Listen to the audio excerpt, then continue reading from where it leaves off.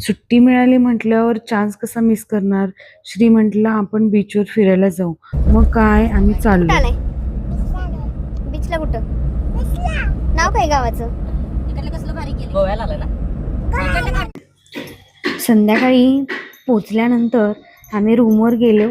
तिथे श्रीनी स्विमिंग पूल बघितला आणि नाचू लागला. त्याला वाटलं आता पप्पा आपल्याला पोहायला घेऊन जातोय, पण तसं काही झालंच नाही. पप्पा म्हणाला रात्र झाली, पाणी थंड आहे आणि आपण काही स्विमिंग पूलमध्ये जाणार नाही. मग मन रमवत पोरग मला आता रूममधले सगळे गोष्टी दाखवू लागला, एक एक गोष्ट दाखवू लागला आणि म्हणाला मम्मा हे किती छान आहे, ते किती छान आहे. आणि नंतर असा बेडवर जाऊन लोळत पडला. त्याच्यानंतर तो मला म्हणाला मम्मा आपल्या घरी पण बनवूया का असं बाथरूम, ये तुला दाखवतो. आणि हो हो म्हणत मी बघितलं. त्याला म्हटलं ठीक आहे आपण बनवू. आता पोरांना काही कळतंय, होच म्हणायचं नाही का. नंतर बेडवर लोळून झाल्यावर सकाळी आम्ही खूप वेळ स्विमिंग पूलमध्ये खेळलो आणि आल्यावर अशा शिंका सुरू झाल्या. आता मम्मी घाबरली होती, परत जाऊन आजारी पडतोय की काय. चालायचा कंटाळा आल्यामुळे पप्पाला म्हणाला मी बॅगवर बसतो, तू मला ओढत ओढत घेऊन जा.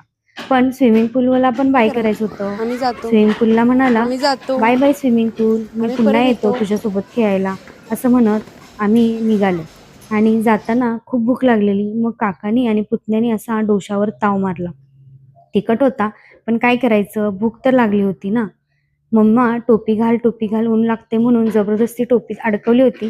पण शेवटी मम्माला सांगितलं टोपी सारखी पडते आणि दिली. मग काय पुढे जाऊन समुद्र बघितल्यावर गडी खुश. आता त्याचं एकच ध्येय, वाळूत खेळायचं, पाण्यात खेळायचं. आणि मम्मा काय नाही म्हणत नाही, कारण आपल्याकडे समुद्र थोडीच रोज रोज बघायला मिळतोय. मग खेळ, हवं तेवढं खेळ. पण ऊन तर खूप लागत होतं, टोपी पण घालायची नव्हती. पण असू द्या, त्याला खूप आवडतं. मम्मा मला खूप आवडतं खेळायला, मला खेळू दे ना प्लीज असं म्हणत आम्हाला इमोशनल करत साहेब दिवसभर खूप खेळ